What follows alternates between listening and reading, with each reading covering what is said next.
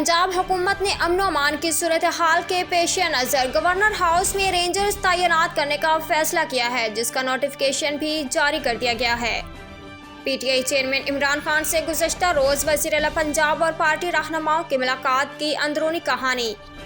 कराची सिंध हुकूमत ने शादी, अमवात, पैदाइश और तलाक के सर्टिफिकेट से मुतल्लिक अहम फैसला करते हुए नादरा को खत लिख दिया।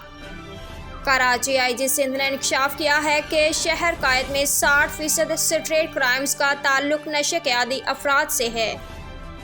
इस्लामाबाद IMF के नुमाइंदा एस्टर प्रेजेर ने कहा कि सैलाब मुतासरीन की अमदाद और रिलीफ के लिए मौजूदा हालात में पाकिस्तान के साथ हैं और भरपूर अमदाद फराहम करेंगे।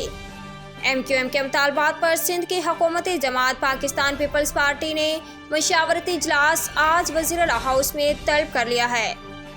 लाहौर साबिक गवर्नर सिंध इमरान इस्माइल ने लियाकत अली खान साहब के कत्ल की FIR शेयर करते हुए कहा, हमारी पुलिस का ये काम नया नहीं।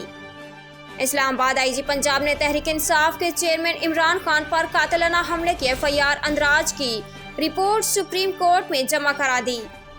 कराची शहर कायद की ताजर बरादरी पाक फौज के शाना बशाना खड़े रहने के अज़्म का आदा किया है।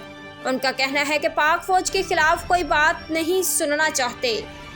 अडयाला जेल में कैद 9 उम्र बच्चों के केसेस के फैसलों में तेजी आने लगी। इस्लामाबाद के मुकामी अदालत ने 2 9 उम्र बच्चों को फौरी रहा करने का हुक्म दे दिया।